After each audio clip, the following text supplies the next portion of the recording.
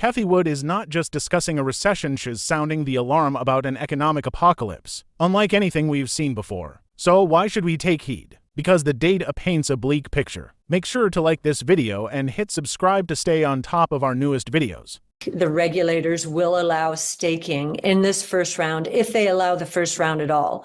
Now, we and one other firm will see our final deadline in May. If they reject our filings, then we'll have to refile. But my guess is they will move more now to a first come, first serve when this next round goes through. So if it's May, it will be without staking. If it's later, there's a better chance for staking. If it's in, I would say 2025, because I think legislators and legislation is starting to get involved here and taking it away from simply the regulators. In early years is to make your own bosses look brilliant because younger people coming into the business know so much more about technology and where the world is going, almost innately, than, shall I say, more seasoned investors. So just make your bosses look brilliant and educate them and, generate enthusiasm, excitement, energy around ideas, and make sure you have good mentors. If they're not giving you a good shot after you've made them look brilliant, time to move on. So that's one thing. As far as starting a business, I would say make sure there's an unmet need. In our case, in the case of ARC, what we saw was the traditional world going more passive or benchmark sensitive. When we saw an explosion of innovation, thanks to the 5 major innovation platforms around which we have centered our research and investing. And so I said to myself, someone has to do this. And so we went off, and honestly, I think most people thought we would fail for a couple of reasons. One, we put a truly active, fully transparent equity portfolio inside an ETF wrapper, and that had not been done at scale at all.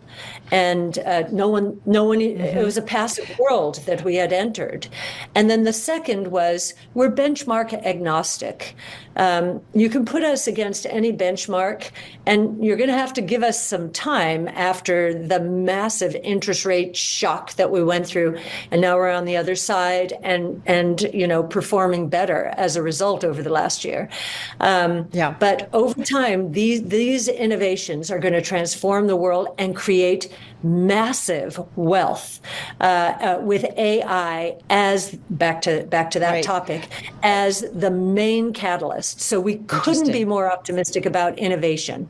Let's comment on her words. It's becoming so dire that we're approaching a pivotal moment. Let's examine the numbers. And to growth soared to 27% in 2020, an unsustainable rate of monetary expansion. But now that growth has plummeted, potentially falling below 3%. This isn't just a warning sign, it's a dire signal. Without significant changes, we're headed towards an economic slowdown of unprecedented magnitude. What does this mean for us? Are we witnessing history repeating itself, or is this the beginning of a new economic era? Well, delve into Cathie Wood's warnings, analyze the numbers, and explore the implications for investors, policymakers, and everyday people like you and me. First, let's discuss the warning signs Cathie Wood has identified. You're probably familiar with recessions, but Cathie's concerns are far more alarming. She's closely monitoring M2 growth, which measures the money circulating in the economy. In 2020, this figure skyrocketed by 27% as governments injected funds to weather the pandemic. However, today, that growth has slowed dramatically, potentially dropping below 3%.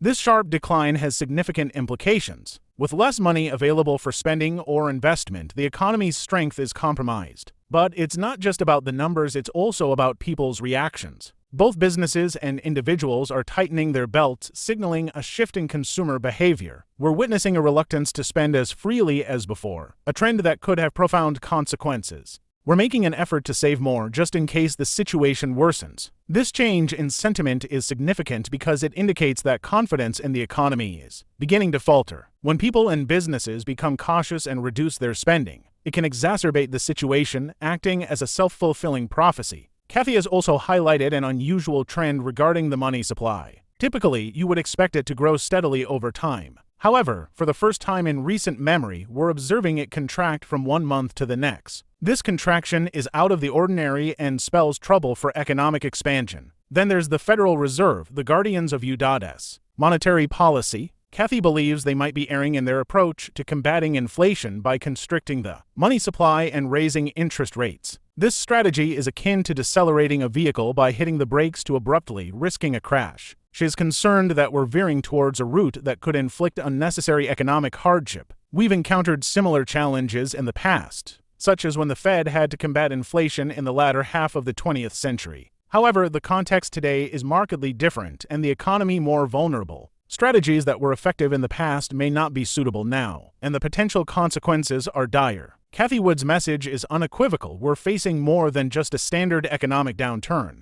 We're not just facing your run-of-the-mill recession, there's something much larger on the horizon, something that could profoundly shake the foundations of our economy. Given the current trend of tightening finances and increasing caution among everyone, it's a warning signal that demands our attention. Now, let's delve into the role of technology in all of this. You might be wondering how technology ties into economic downturns and financial matters, but it's more interconnected than you might think. Cathie Wood and her team at ARK Invest are heavily invested in exploring how innovation and technology are shaping our future. While technology is indeed driving significant changes and advancements across various industries, it's also disrupting traditional economic models. Consider the exponential growth rate of the tech industry in recent years, with double-digit growth observed in numerous tech sectors. This growth is not just impressive, it's transformative.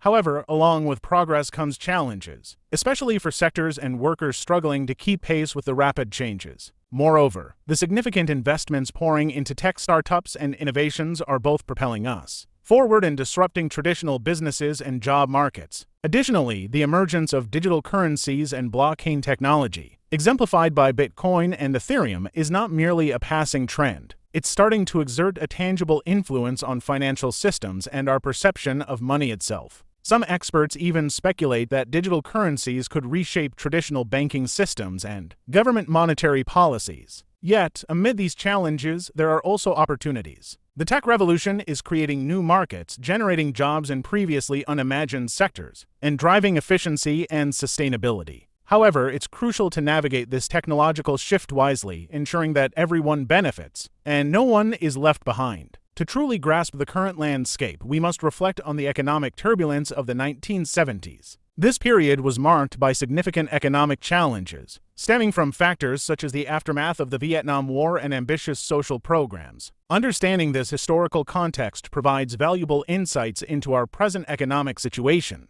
In the aftermath of the Vietnam War and amidst ambitious social programs of the Great Society era, a spending spree ensued, leading to significant financial woes, including soaring inflation and an unstable economy. This period saw major fiscal and monetary interventions aimed at stabilizing the situation, often exacerbating the turbulence instead of calming the waters. Fast forward to the present, and Cathie Wood highlights a novel phenomenon: the deceleration of money circulation in the economy. After years of injecting funds to sustain operations, it's as if someone suddenly hit the brakes, resulting in a rare occurrence of simultaneous slowdowns in both monetary and fiscal policies, drawing parallels to the economic tumult of the 1970s. The current scenario appears even more ominous. Despite the frenzy of fiscal and monetary actions back then, there was a sense of proactive engagement to address the challenges head-on. This historical reflection underscores an essential lesson. While history doesn't repeat itself precisely, its patterns often rhyme. Now, shifting focus to inflation, Cathie Wood emphasizes its significance and the complexity of addressing it. While historical figures like Chairman Volcker successfully tamed inflation by implementing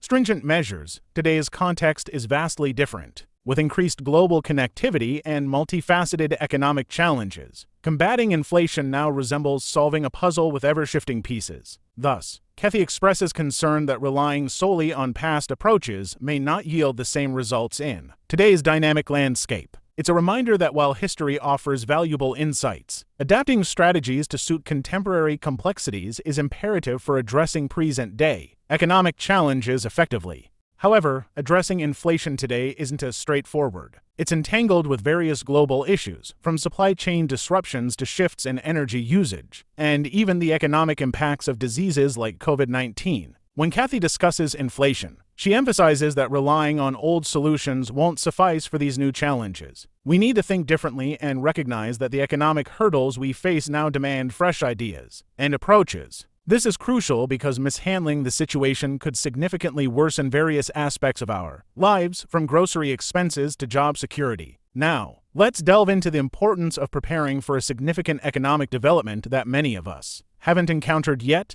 Cathie Wood has been sounding the alarm, warning us of turbulent waters ahead. This isn't just your average storm, it's something larger, akin to an economic apocalypse that hasn't caught everyone's attention yet. So, what's the plan? How do we brace ourselves for the unforeseeable? Firstly, staying informed is paramount. It's not just about monitoring stock market fluctuations, it's about grasping the broader economic signals that reveal the true state of affairs. While it may seem daunting with all the technical terminology and numerical data, it's about maintaining a grasp on the bigger picture. Next, exercising prudence with our finances is crucial. Now isn't the time for reckless spending or risky investments. It's about being cautious and ensuring we have a safety net in place. Diversifying investments and building emergency savings are prudent moves. A rainy day fund can serve as a lifeline during challenging times. Additionally, prioritizing long-term financial health is essential. It's easy to get caught up in day-to-day concerns or succumb to panic when things look bleak. However, making decisions with an eye on the future, such as saving for retirement or investing in assets that appreciate over time, is key to weathering whatever storms lie ahead. In summary, preparing for this unseen economic challenge requires intelligence, awareness, and careful decision-making.